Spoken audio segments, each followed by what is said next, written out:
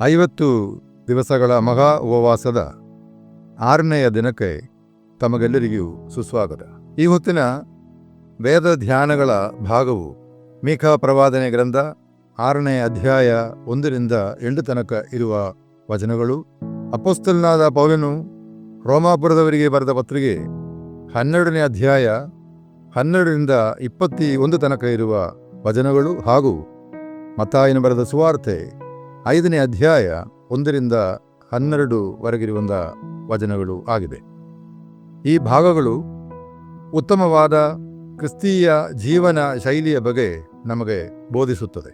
ಕ್ರಿಸ್ತೀಯ ಜೀವನ ಶೈಲಿ ಅಂದರೆ ತ್ಯಾಗದ ಜೀವನವನ್ನು ನಡೆಸುವುದು, ನಿರಂತರವಾಗಿ ಆತನೊಂದಿಗೆ ಬೆಳೆಯುವುದು ಮತ್ತು ನಮ್ಮ ಜೀವನವನ್ನು ದೇವರಿಗೆ ಅರ್ಪಿಸುವುದು. ನಮ್ಮ ಜೀವನಕ್ಕಾಗಿ ಆತನ ಯೋಜನೆಯಲ್ಲಿ ನಂಬಿಕೆ ಇಟ್ಟು ಮತ್ತು ಆತನ ಚಿತ್ತವನ್ನು ಅನುಸರಿಸಿ ನಡೆಯುವುದು ಆಗಿದೆ.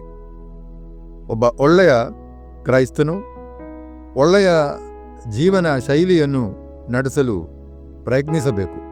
ಅವರು ನಮ್ಮ ಜೀವನದ ಪ್ರತಿಯೊಂದು ಹಂತದಲ್ಲೂ ಮಾರ್ಗದರ್ಶನಕ್ಕಾಗಿ ದೇವರಲ್ಲಿ ಪ್ರಾರ್ಥನೆ ಮಾಡುತ್ತಾ ಇರಬೇಕು.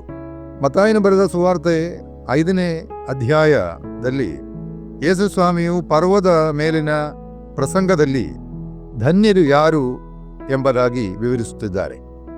ನೀತಿ, ನ್ಯಾಯ, ಸಮಾಧಾನ, ಕರುಣೆ, ನಿರ್ಮಲ ಚಿತ್ತ ಮುಂತಾದವುಗಳಲ್ಲಿ ಕದಲದೆ ನಿಲ್ಲುವವರು ಧನ್ಯತೆಯನ್ನು ಹೊಂದುವರು ಎಂಬುದಾಗಿ ಅಲ್ಲಿ ವಿವರಿಸಲ್ಪಟ್ಟಿದೆ. ಮೀಕಾ ಪ್ರವಾದಿಯ ಮೂಲಕವಾಗಿ ದೇವರು ನಮಗೆ ಎಚ್ಚರಪಡಿಸುವಂಥದ್ದು ಅದೇ ಆಗಿದೆ. 6ನೇ ಅಧ್ಯಾಯ 8ನೇ ವಚನ, ಮನುಷ್ಯನೇ, ಒಳ್ಳೆಯದು ಇಂದದೆಂದು ಯೆಹೋವನು ನಿನಗೆ ತೋರಿಸಿದ್ದಾನಷ್ಟೇ.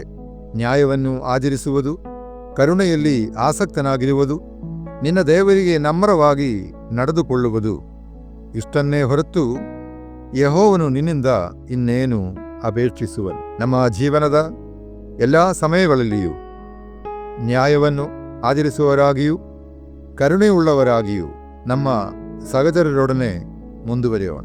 ಅಪೊಸ್ತಲನಾದ ಶ್ರೀ ಪೌಲನು ಸಹ ಶ್ರೇಷ್ಠವಾದ ಕ್ರೈಸ್ತ ಜೀವನದ ಶೈಲಿಯನ್ನು ತಿಳಿಸುತ್ತಾ ಇದ್ದಾರೆ. ಐಕ್ಯತೆಯಲ್ಲಿ, ಪ್ರೀತಿಯಲ್ಲಿ, ಸಹಬಾಳ್ವೆಯ ಜೀವನವನ್ನು ನಡೆಸುತ್ತಾ ಈ ಪವಿತ್ರ ಜೀವನವು ದೇವರಿಗಾಗಿ ಸಮರ್ಪಿಸುತ್ತಾ ಯೇಸುವಿನೊಡನೆ ಆತನ ವಾಕ್ಯಗಳನ್ನು ಅನುಸರಿಸುತ್ತಾ ನಾವು ಸಾಗುವರಾಗಿರೋಣ. ಪ್ರಾರ್ಥನೆ ಮಾಡುವ. ಯೇಸುವಿನಂದೆಯಾಗಲು, ಆತನ ಮಾತು ಪಾಲಿಸಲು, ಯೇಸುವ ನೋಡಿ ಬಾಳಲು ಇವುಗಳನ್ನೇ ಬಯಸುವೆ.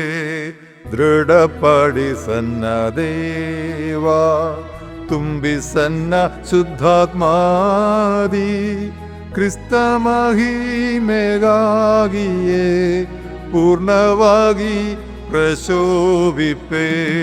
ಕ್ರಿಸ್ತ ಮಹಿಮೆಗಾಗಿಯೇ ಪೂರ್ಣವಾಗಿ ಪ್ರಶೋಭಿಪೆ. ಶ್ರೀಯೇಗ ದೇವರು ನಮ್ಮೆಲ್ಲರನ್ನು ಆಶೀರ್ವದಿಸಲಿ. ಆಮೆನ್.